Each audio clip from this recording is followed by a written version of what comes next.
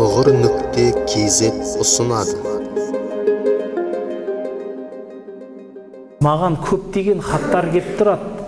Сол хаттардың бірінде бір кісі жазады: менің орамал таққаныма атанам қарсы, соншалықты қарсы, бір күні келіп менің орамалымды басымнан жұлып алып отқа жақты дейді.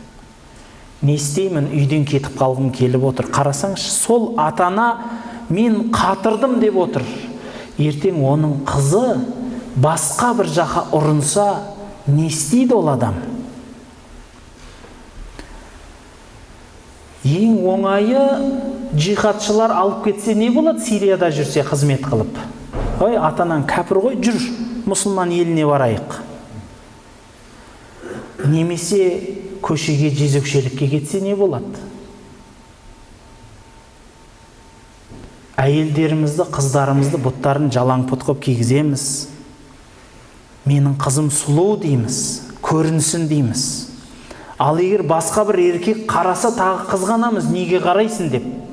Ай, қарау үшін шешіп қойдың ғой енді, қарайық та. Қарамайтын болсаң, жауып жүретін едің. Дұрыс па? Ол қарамайтын болғаннан кейін жауып жүреді. Көрсін деп шешіп қойдың, енді көрейік енді.